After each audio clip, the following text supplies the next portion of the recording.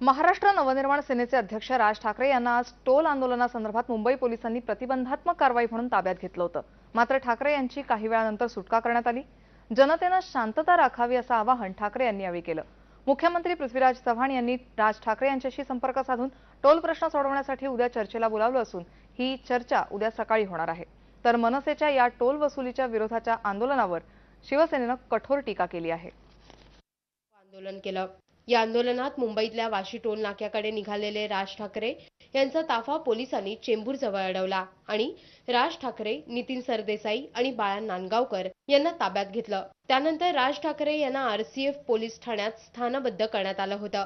या आंदोलनाच्या पार्श्वभूमीवर राज्यात कायदा आणि सुव्यवस्था राखण्यासाठी धडक कृती दल तसंच राज्य राखीव पोलीस दल तैनात करण्यात आलं होतं। राज्यात तुरळक प्रकार वगळता आंदोलन शांततेत पार पडल्याचं वृत्त आहे। पुणे, अहमदनगर, वसईसह राज्यातील इतर ठिकाणाहून मनसे कार्यकर्त्यांना ताब्यात घेतलं।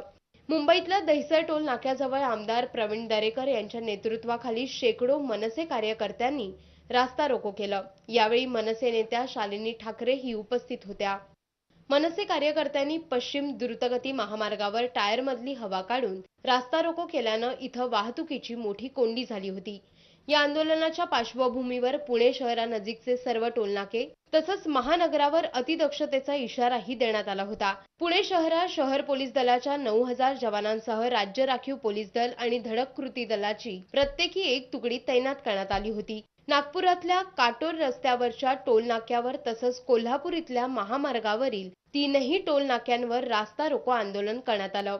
सिंधुदुर्ग जिल्ह्यात मुंबई गोवा महामार्गावर विविध ठिकाणी रास्ता रोको करण्यात आला। तर रत्नागिरी जिल्ह्यात खेड इथं आंदोलन कार्यकर्त्यांना पांगवण्यासाठी पोलिसांनी सौम्य लाठीमार केला।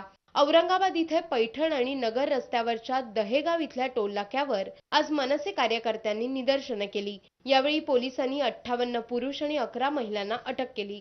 नाशिकमध्येही राष्ट्रीय महामार्गाजवळ मनसे कार्यकर्त्यांनी रास्ता रोको आंदोलन केलं। यावेळी पालकमंत्री छगन भुजबळ यांच्या पुतळ्याचं दहन करण्यात आलं। यानंतरच्या बातम्या काही क्षणातच।